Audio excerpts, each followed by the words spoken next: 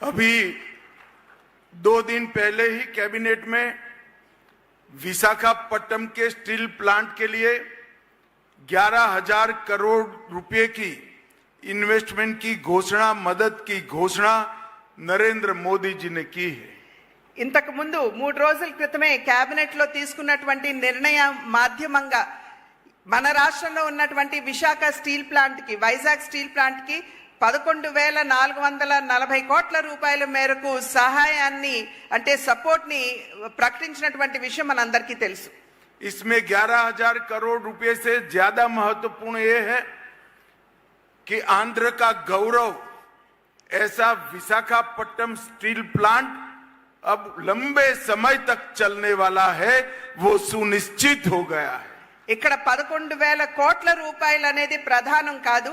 ఇక్కడ ఏదైతే ఆంధ్ర యొక్క ఆత్మ గౌరవంతో ఈ ప్లాంట్, వైజాగ్ స్టీల్ ప్లాంట్ ముడిపడి ఉన్నదో దాన్ని ముందుకు తీసుకుని వెళ్తూ మరింత అభివృద్ధి పదంలో నడిపించడం అనేది ఇది సునిశ్చితమైందని చెప్పి మీ అందరికీ కూడా తెలియజేస్తున్నాను। अमरावती राजधानी की जो कल्पना चंद्रबाबू जी ने की थी और मोदी जी ने जिसका भूमि पूजन किया था, वो पूरे अमरावती प्रोजेक्ट को एक प्रकार से दरकिनार किया था। मोदी जी ने ये 6 महीने में 27,000 करोड़ रुपया अमरावती प्रोजेक्ट के लिए हुडको और वर्ल्ड बैंक के माध्यम से देकर चंद्रबाबू नायडू जी की कल्पना की राजधानी बनाने का काम स्पीड से आगे बढ़ाने का काम किया है। ఏదైతే అమరావతిని రాజధానిగా అప్పట్లో ముఖ్యమంత్రిగా ఉన్నటువంటి చంద్రబాబు నాయుడు గారు నిర్ణయం చేశారో అది గడిచిన 5 సంవత్సరాల కాలంలో దాన్ని బుట్టదాఖలు చేయడం జరిగింది।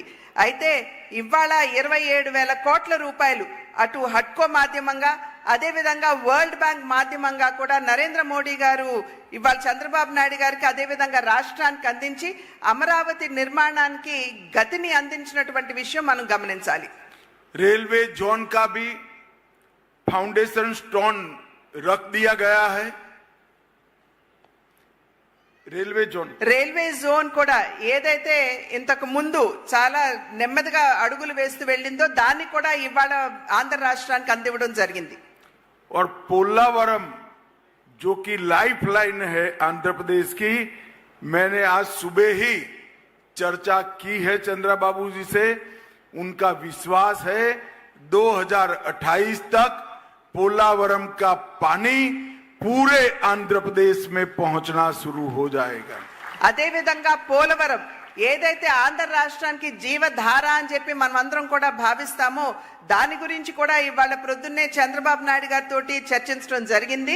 ఇవాళ వారు ఇచ్చినటువంటి, అదేవిధంగా ఇవాళ సభా మాధ్యమంగా ఇచ్చేటువంటి వాగ్దానం ఏమిటంటే 2028వ నాటికల్లా సంపూర్ణంగా యావత్ ఆంధ్ర రాష్ట్రానికి పోలవరం మాధ్యమంగా నీరు అందుతుందని చెప్పి తెలియజేస్తున్నాం।